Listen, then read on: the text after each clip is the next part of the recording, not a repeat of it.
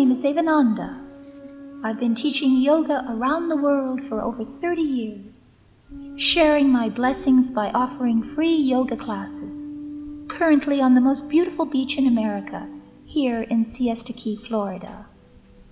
Furthering my collaboration to raise personal and planetary consciousness, I now present Beyond the Matrix, a program in which I have thought-provoking conversations with authors, scholars, teachers, and healers who are on the cutting edge of ideas which will inspire, educate, and open our hearts to the multiple ways we can transform our world.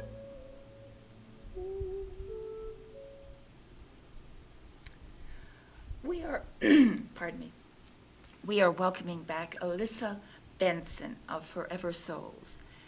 And if you missed our last conversation with Elissa, she is a former counselor and board-certified hypnotist. She trained with psychiatrist and author Dr. Brian Weiss, a pioneer in past life regression therapy.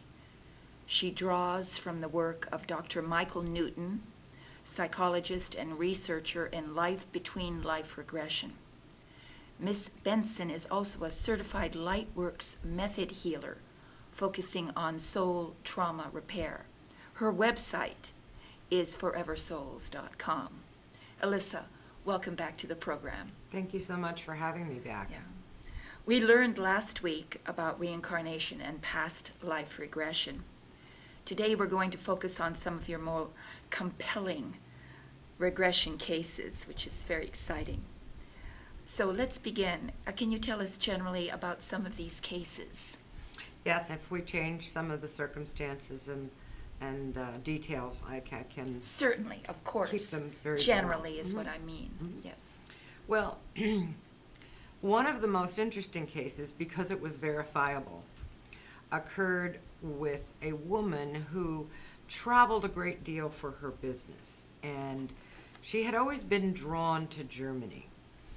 And she had the opportunity to go to Germany, and one particular little town seemed to really pull her in. So she decided that, well, she'd take a day or so off from her business trip and she'd go visit this little town.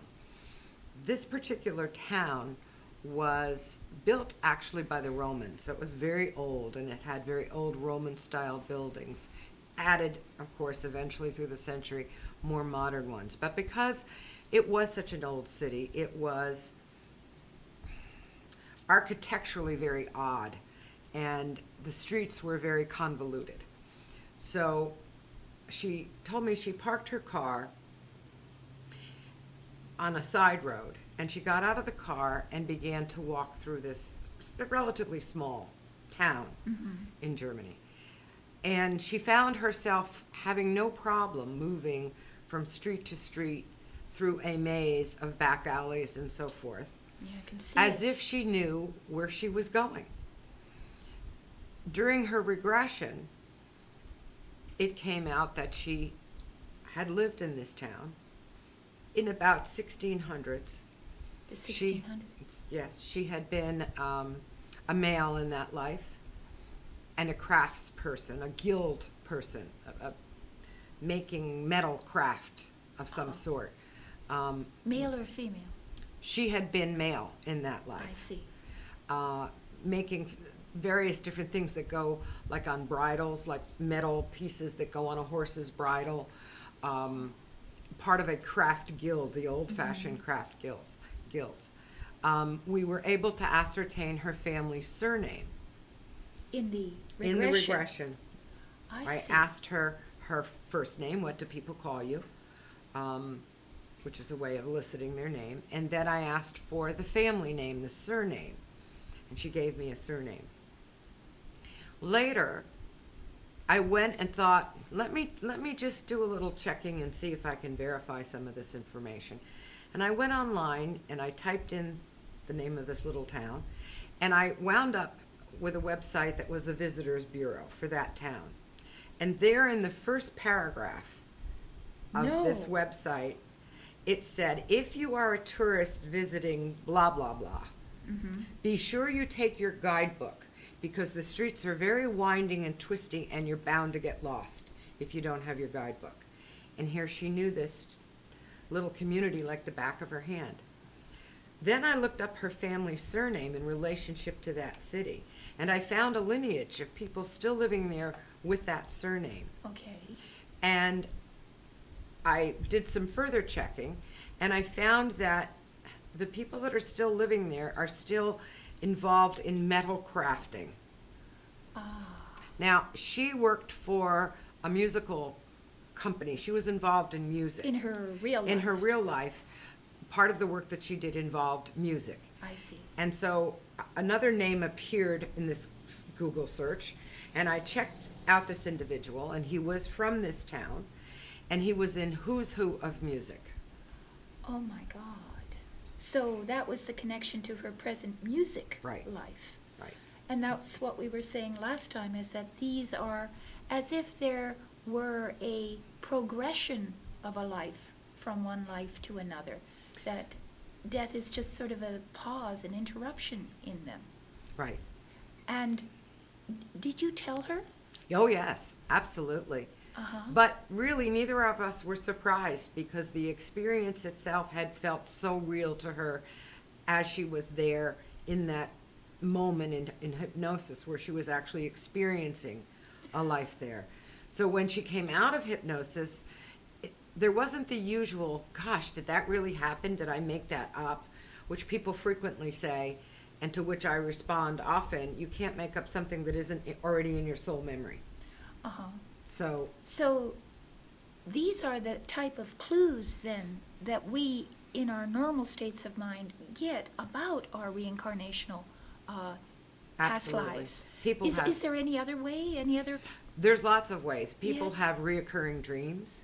I People see. have flashes and visions in conscious states where they see something and they're like, what was that? You know, or kind of a feeling of deja vu. I've had one myself. Oh, yes.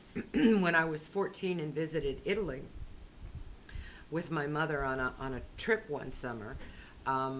We were taking a tour, one of those typical tours, and we were in Florence, and the tour bus had taken us to a hillside above Florence so we could look down on the city and see the river and the bridge, Dante's Bridge. And I looked down, and I remember just being overwhelmed with emotion, to the point that I began to cry, to sob. And I couldn't tell you why, except I remember saying to my mother, I'm home now. You go back to the United States and leave me here. This is where I belong. And where did that come from? And then subsequently, as I grew older and had readings myself and have done my own self-hypnosis regression, I realized that I had lived in Florence probably many times. Uh-huh. So do you have how many past lives have you investigated of your own? Maybe 15 or 20 of my own. Oh, my goodness. And of Mhm. course, we have literally thousands. We can have thousands. But are they all relevant to our present life, or only a few of them? Well, each time you live in an existence, each time your soul goes on a journey, there's relevancy. Mm-hmm. Some are major, some are minor, some are in between, some are neutral. So I can't say no, none of, there are only a few that are relevant. I don't think that would be accurate. I think they're all relevant, but in varying degrees. Now, I know... And so, don't forget, too, some souls are older than others. So they've had more lifetimes. Their vibrations have been raised higher by what they have accomplished in those lifetimes. But I don't know if it will ever be scientifically verifiable. Well, there is a professor from, I believe, Duke University. His name is Ian Stevenson. I know about Ian Stevenson. And he has been studying past lives in children. In children primarily, right? For many, many years. Exclusively. Exclusively. And not so much in the United States, usually in the Middle East. And his stories are fascinating. And he can corroborate many of Yes, them. he can corroborate many. Children who not only recall vividly their past lives, but who have been able to find the family from which with whom they lived in the most recent past life, and tell the family how they died, and verify all the information that they're aware of with the family, Yes. and some know of things about the and know family things that they couldn't possibly know. They might live hundreds of miles away. I think there's been 1,000 cases of Oh, his that have been a lot of verified, cases, right? a lot.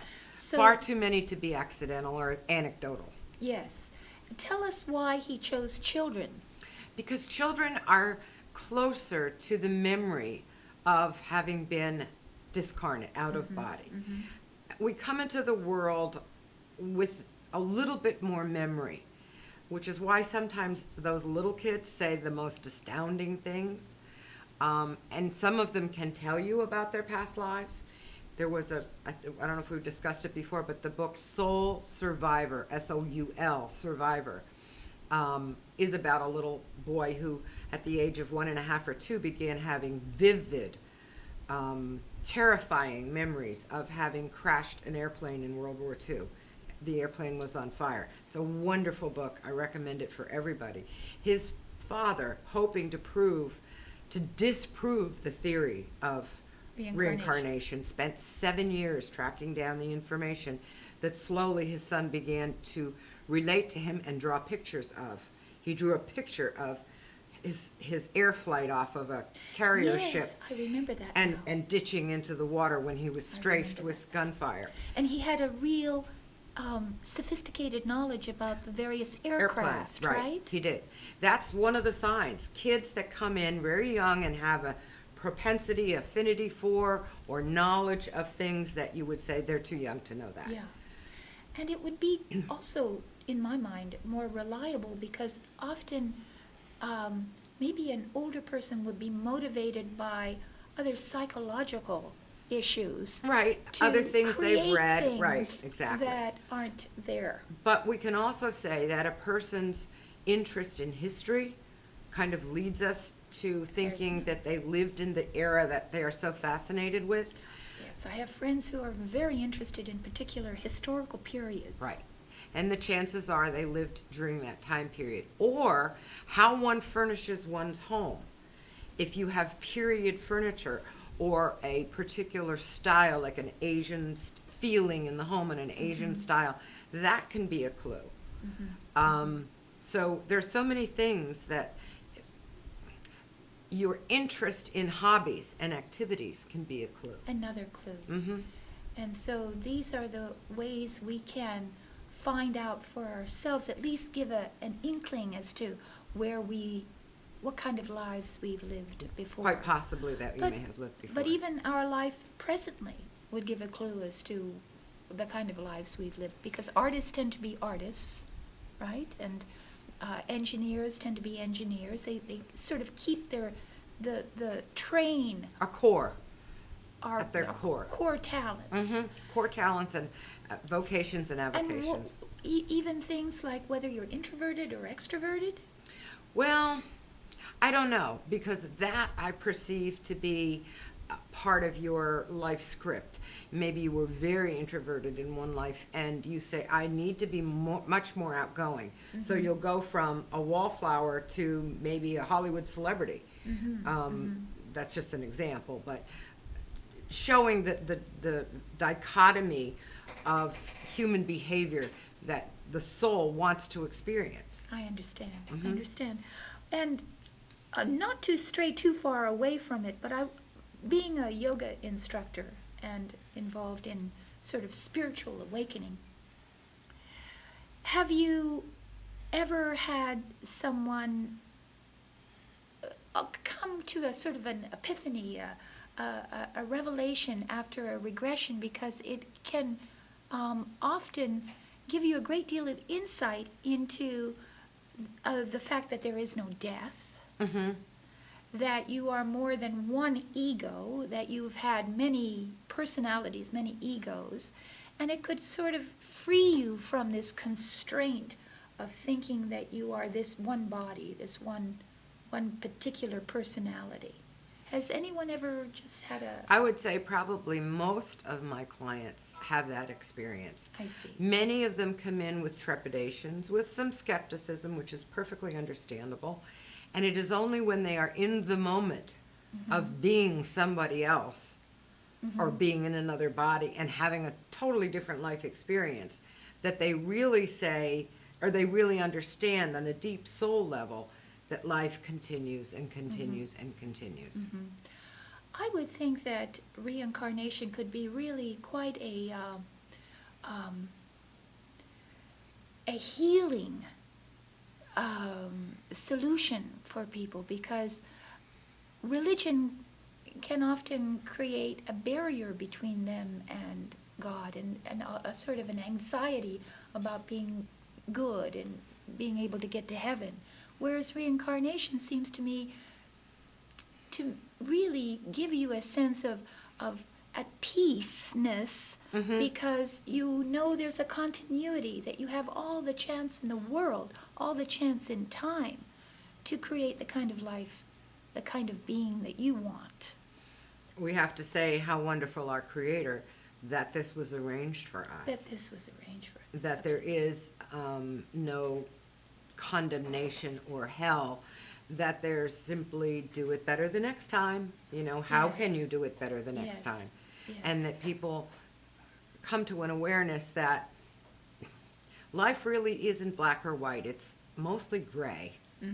And each person has to determine the shades of white, gray, and black for themselves based on their own soul's journey. Yes, the self-responsibility, as opposed to having outside forces making you do something, Right. and or good and evil as being some sort of outside template that you have to work against. Instead, it's about you taking responsibility for all your actions. Exactly. It's a really, It's an empowering it's an empowering sort of- concept for, and once you get it, it makes you so aware of everything and everyone around you, Yes. that you are responsible for every choice you make, every behavior you have, Yeah. and all those souls that are affected by it. Now, I don't know if I asked you last night, last time that we were together, about when you regress someone, do they have a tendency to see their past lives as someone important, or Very rarely. very rarely? Very rarely do we, and in fact, I know people who have been doing past life regressions for way longer than I have, and 30, 40 years, and they've never encountered anybody who had a famous life. Even collectively throughout history, there weren't that many famous people. There aren't that many famous people. Right, when you compare it to the rest of the population. Although, I did have one, a young man, a writer, Oh, yes. a student, a high school student, a writer, an artist, a kind of we would say a rather deep thinker for one so young, serious, very intellectual. And he had a desire to come for a past life regression, and his parents agreed to it. And so he came, and we went into this regression, and he began describing the environment and what he did and what was going on around him in way more detail, literary detail, than most older people do. And I began thinking, this is rather unusual that this individual is so expressive about this life and so detailed, because most of the time you just get general answers, but he was really good in giving a lot of vivid description. And so we asked his name, and he said Poe, Edgar Allan Poe. as in Edgar Allan Poe. And I compared a photograph of Edgar Allan Poe as a young man with a photograph that I had of this young boy. And they were remarkably similar, especially the eyes. And that's what we were saying last time, is that even the facial features are carried Right. over. Who was Paul Von Ward was the gentleman who wrote The Soul Genome. And it is his contention that We look alike. We look alike. When I do soul trauma healings and I'm looking at someone else, I'm channeling somebody else's past life, I see them looking very similar to the way they look now. Yeah. Whether they're male or female, there's a certain essence that's similar, certain something in the features that's similar. Or body type. Or body type. Yes. Well, that can get a little sticky because Yes. sometimes they were very physical males, and they have very Yeah. strong male and then bodies. We change sexes And as they well. change, and their physical body looks different, but it's more the face. Because sometimes I don't see the details of the body so much. I see the eyes, the windows to the soul. Sure. And so I'm seeing more the face Yeah. and the expression on the face as it projects the mood to me that they're feeling in this scene, which I need to know what they're feeling so that I can relate it to the current life. All right. Well, Dr. Brian Weiss, under whom you studied, what does his research entail? Oh, it's amazing that he was able to do the research that he did prior to the internet. Back when he started working with that first client, Catherine, there was no internet. He went to the library to do research. It was a lot tougher. Yeah, a lot tougher. But he has some fascinating stories to tell about, I think in his book he mentions a client from China, a Chinese woman who came to him for a past life regression. She spoke no English. She came with an interpreter. When he regressed her, she went back to a Native American life in America, and she spoke English. And she spoke English. She spoke English. Because the Indians spoke English. Exactly. Oh my God. Yeah. Well, that's it. That's another thing too, is that people can actually speak other languages, often. He's had people who spoke Sanskrit, ancient Sanskrit, Aramaic. Aramaic. And Biblical. Aramaic. And he would tape their sessions, and then he would have to bring it to a linguist to identify the language. Now that would be scientific proof, would it not? I would You would imagine. think. One would think. But it's a hard thing to convince. Our belief systems that we're raised with, they die hard. They die hard, yes. And so it And really the takes a scientists are lot. very much entrenched in the status quo. Well, they have ego invested in their belief. And money. And money. Money. So it takes a long time for Right. that transition to take place. But we're hoping that more and more will become open, awakened. So in our next show, what I think is going to be even more exciting is we're going to explore the area of consciousness between lives. That is, what happens to us when we die, the sequence of events, Right. let's just say. And so we'll see you next time for that, and thank you very, very much You're for very coming to the welcome. show. I My really pleasure. enjoyed our discussion.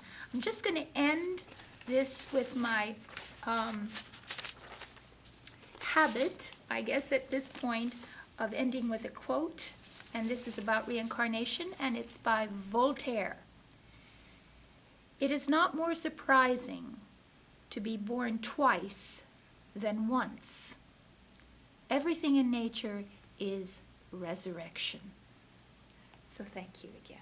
Thank you.